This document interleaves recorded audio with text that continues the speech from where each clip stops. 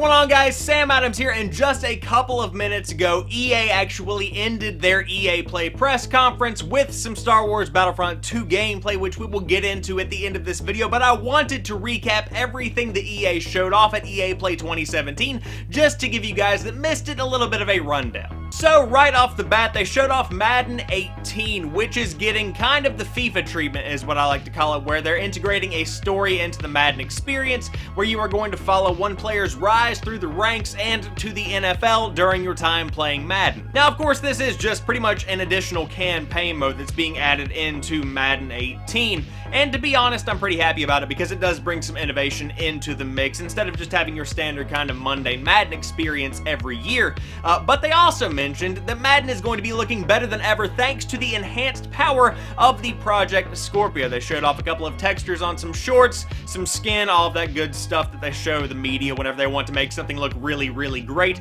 But needless to say, Madden is shaping up to be another Madden, but this time with a story. Right after Madden, there was some Battlefield 1 talk, which was shorter than I had hoped, but it pretty much detailed some DLC that is coming out in September by the name of In the Name of the Tsar, which is, as you would guess, a Russian-themed expansion. According to the people on stage, this is going to be the biggest Battlefield DLC that there has ever been, which does include 6 new maps, 4 of which have been revealed, 2 of which are coming at a later time, 11 new weapons, and all of these things are, of course, Russian-themed. Now, on top of that, there's going to be a new game mode called Supply Drop, which features you fighting for supplies on the Eastern Front, and then a new operation that is, of course, centered around the Russian theme of the DLC. In other words, it's gonna snow. For those that like to take Battlefield a little bit seriously, there is a new competitive mode that is going to be detailed later in the summer. I believe at Gamescom in August is what was detailed, but it certainly is interesting to bring a new kind of competitive mix into Battlefield to make it even more competitive than it already is.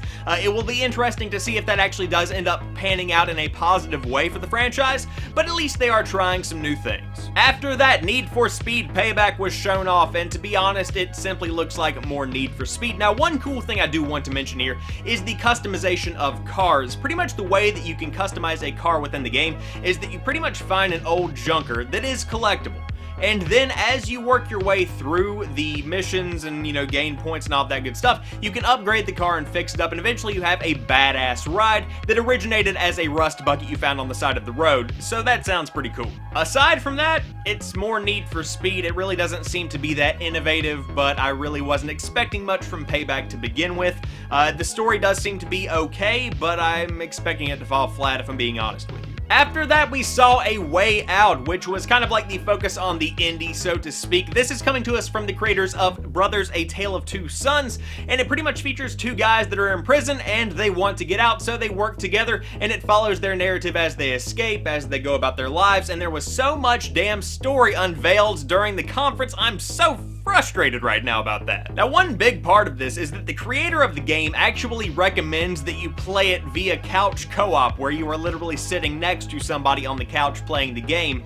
Online is certainly going to be an option, but the real core of the game thrives off of split screen, where you pretty much have one guy coming into prison and he's getting there for the first time, and then you have one inmate that's already been set up, he's been living there for a few months, and each character is represented on the screen at the same time, so you really do have an intertwined experience with one another as you play. Now, overall, I love the concept, because if you are breaking out of prison with somebody, I mean, I'm not speaking from experience here or anything, you really do have to know the person, and so via couch co-op seems to be the best way to get to know the person you're playing with.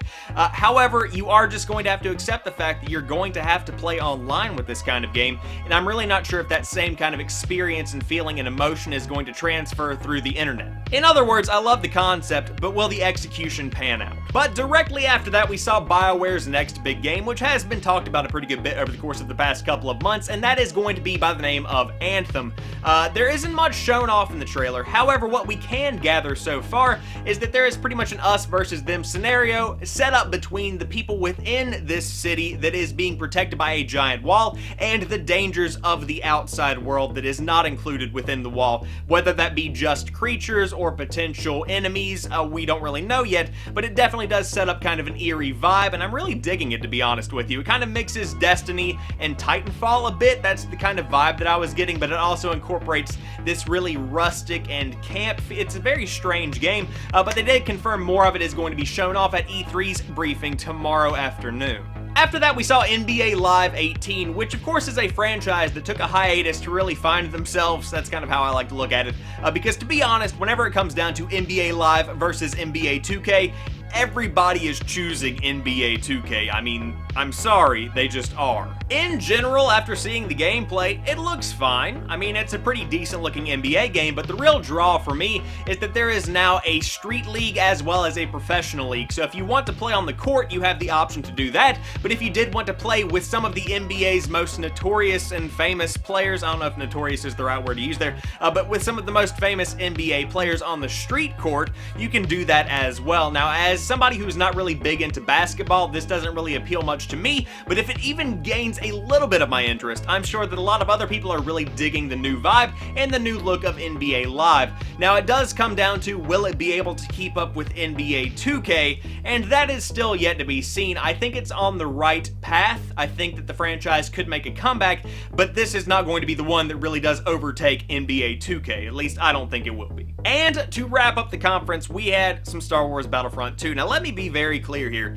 This game looks great. I am really excited about this one, and to be frank with you, it's probably the most excited I've been for a game in quite a while, because it does take that foundation that the original Battlefront 2015 laid down, and it builds on it in pretty much every way, shape, and form. The biggest addition, of course, is the inclusion of a full single-player campaign, which is going to take place between The Return of the Jedi and The Force Awakens, which I feel is a pretty good empty spot where there is a lot of fan questioning going on that is open to interpretation and really open to storytelling, and they are going to be telling a completely fresh story built from the ground up that I'm sure is going to fit right in with the Star Wars universe and make longtime fans very, very happy. So now let's talk about multiplayer. It does span the entire Star Wars universe, all three eras, so it's not just focusing on one specific time frame like the original Battlefront, or at least the original Battlefront 2015 was a couple of years back. A couple of the cool features that I did want to highlight is that there is a much more in-depth character customization system that includes stuff like power-ups that affect your health,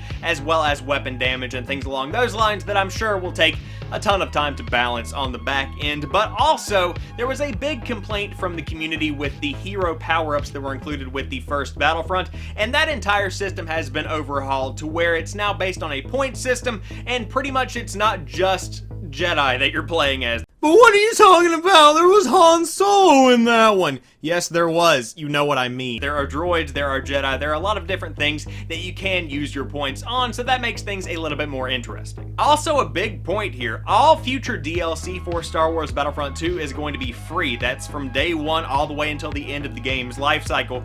Every player is going to be getting every piece of DLC for free.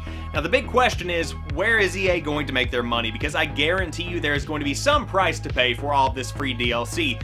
Will there be microtransactions via skins or in-game vehicle skins or some kind of cosmetic helmet or something along those lines?